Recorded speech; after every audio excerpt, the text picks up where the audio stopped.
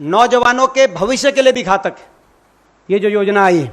तभी देश में इतना रोष पनप रहा है।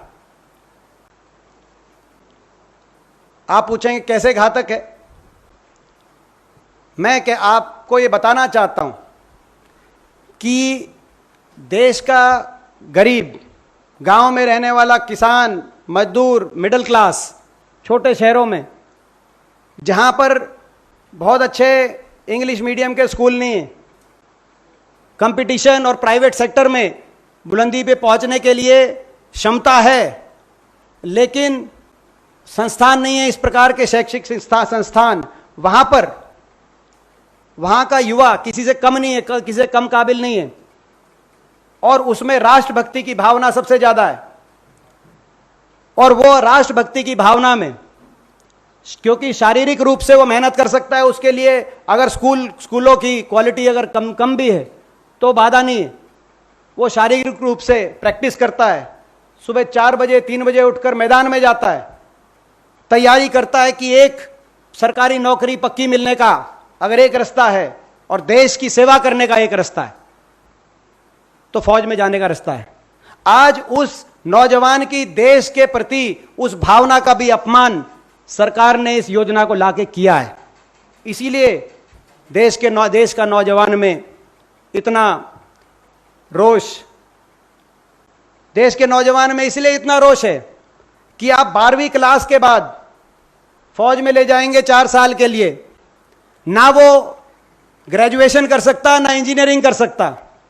4 साल के बाद बाहर निकलेगा, आपने उससे वो भी जरिया छीन लिया, ग्रेजुएशन का भी जरिया छीन लिया, इंजीनियरिंग का भी जरिया छीन लिया।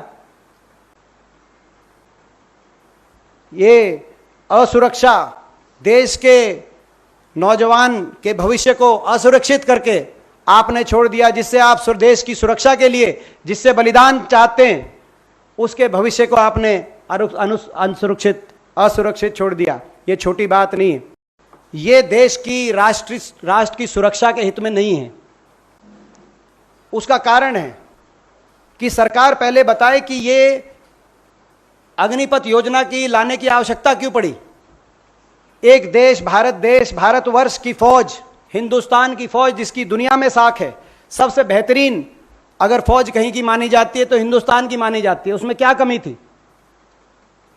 हमारा एक इस्टेब्लिश सिस्टम है, रिक्रूटमेंट का इस्टेब्लिश सिस्टम है, रेजिमेंट्स का इस्टेब्लिश सिस्टम है, जो हमारे स्तंभ हैं, जो हमारी नींव है, जिसकी वजह से हमारी फौज का मनोबल दुनिया में सबसे बढ़िया है, पराक्रम दुनिया में सबसे बढ़िया है। लेकिन सरकार ने उसको डिस्टर्ब कर दिया।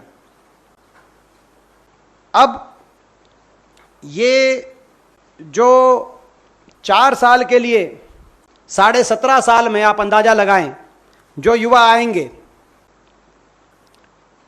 पहला साल 6 महीने की बता रहे हैं ट्रेनिंग, आज 1 साल की ट्रेनिंग होती है, तो उसको ट्रेनिंग को भी कम करेंगे। अगर आप किसी भी फौज से जुड़े हुए एक्सपर्ट से बात करो तो पहला साल ट्रेनिंग और अगले दूसरा और तीसरा साल अपनी रेजिमेंट्स और टैक्टिकल ट्रेनिंग जिसको कहते हैं, तीसरे साल के बाद संपूर्ण सैनिक फौज को मिलता है। यहां पर पहला साल ट्रेनिंग और तीसरा और चौथा साल इस बात की चिंता में कि आगे क्या करेंगे। आगे जब यहां से फ्री हो जाएंगे, क्योंकि 75% लोगों को फ्री कर दिया जाएगा, तो आगे उनका भविष्य क्या होगा। आपने भी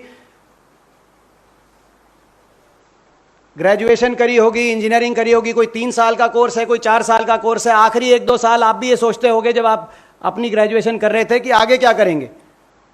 ऐसे ही जो जाएगा वो सोचेगा आगे क्या करेगा, तो फौज में किस मनोबल से वो काम करेगा, इस पे बड़ा प्रश्न उठता है।